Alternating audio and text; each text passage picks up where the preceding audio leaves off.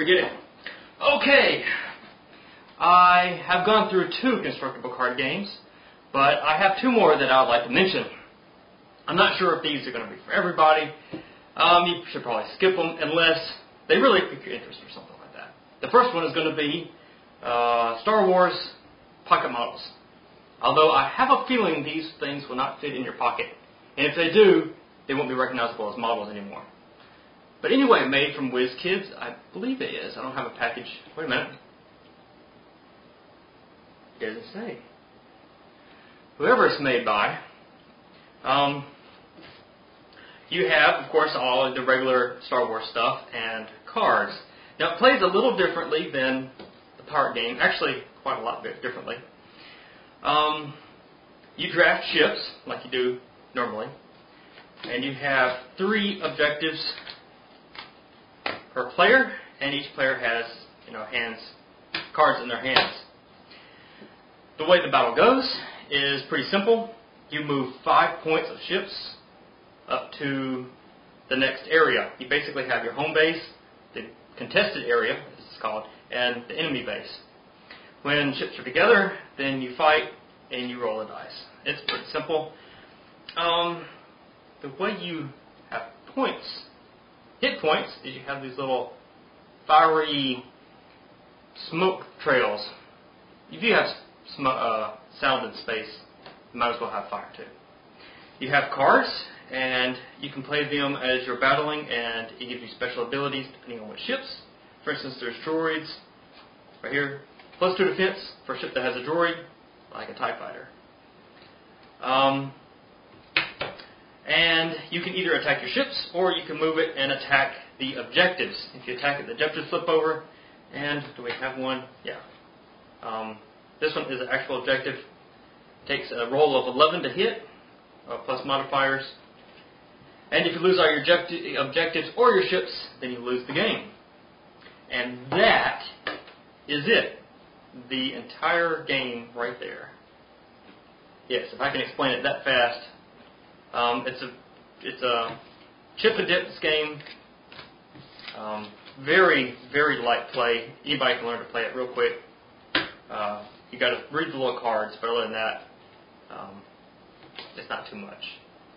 Reduce damage dealt to your unit by 1 if it's a small unit. So anyway, as long as you know these. Now, I guess the problem with the game, other than lack of strategy, but of course then it's a real quick game, is that I bought these in this box over here. So it was just one purchase just to see what the game was like.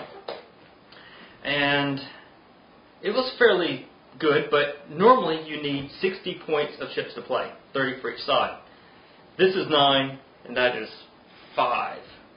So you see I still have got a ways to go before I can play any reasonable sized game with it. Hopefully, some people for Christmas will maybe give me some ships or something. But anyway, you can have their battles. The rules for small battles, you have just one objective to destroy. Although I'm not sure how to make it even 5. That's 5, 6. But anyway, and of course you can mix. There are also some ground troops, and these are all airships, but the games actually go together. But you can buy the ground ones. And I was tempted to, but they had like AT-ATs. But since it's collectible, and I've read that there's some horror stories on trying to collect these things, that I decided I'd just go ahead and skip it. But anyway, I was lucky to get some fairly good models.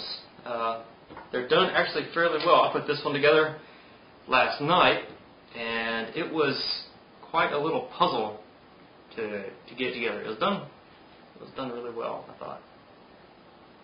But if you like Star Wars, and you might play the game once or twice, it's still pretty nice to have. Although what I like is Legos. Legos are my favorite. So you got AT-ST, AT-AT. I don't know if you've seen these things, but I haven't seen them being sold in a while.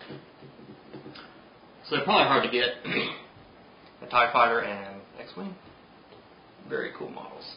Of course, C-3PO and R2-D2. You got the Snow something. Slave One. And of course, Darth Vader and the Emperor. You have to have these two. Now somebody, it was Jim, I believe, he bought me one of these for a present, but I already had one, so now I have a fleet of Star Destroyers. Too bad that they don't make a Super Star Destroyer. That would be pretty cool.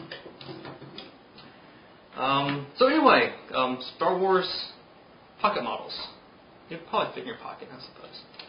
Pretty cool game. Very light play. Might be a little expensive if you're going to try to buy enough ships to play the stupid game. But anyway, still fairly fun. Now we're going to go to a game that I strongly recommend you stay away from.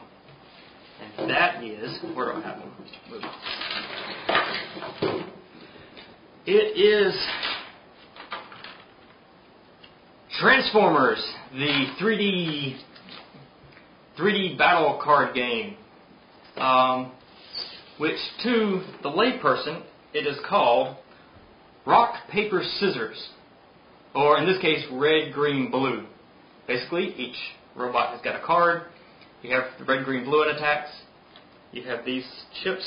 You hide one in your hand and you say, okay, well I played red and played blue, and blue beats red, and in this case it would be 20 points to this guy, which is Bone Crusher. So you move the guy down 20 points, and whoever who gets down to 0 loses. And that's it. Well, you say, well, what? Okay, I got the little models here, but what do they do? Well, you can move them close together or far away. See, this is, some attacks are different if you move, close and far. That's pretty much how it goes. I definitely like the Star Wars. At least you got 3 places to move. This has only got 2. If you move close and you're close, then you're all 3 close. And that is that game. Oh yes, but they're Transformers. Now I just showed the vehicles. Well, you see there's a little thing when you're playing. If you play on Bone Crusher, if you play blue, you can transform that turn, and you've got another set of hit points. So if you're almost down on the robot side, you can go to the vehicle side, and you've got a whole other set of hit points. So a little bit of strategy. It's not quite as simple as rock, paper, scissors.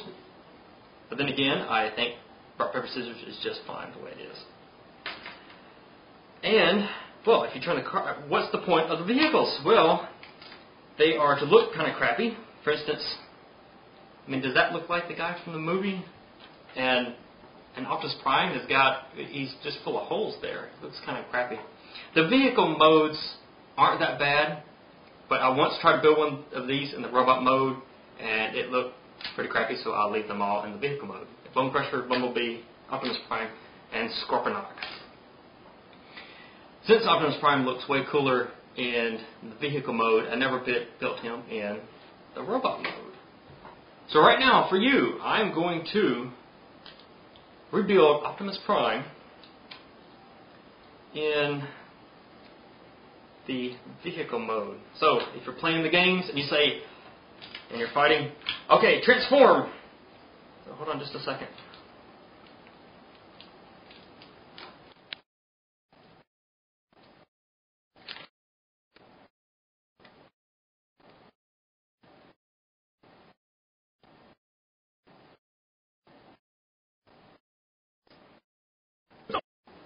Okay, I don't have that exactly right, but yeah.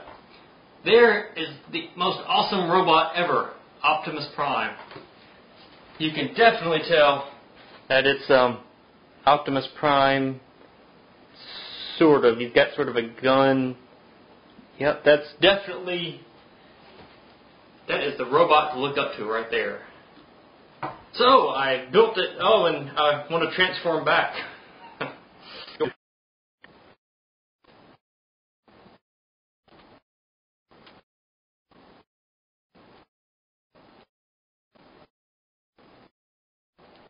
That must have been in record time. That's right, he has no windshield. Well, I am never doing that again.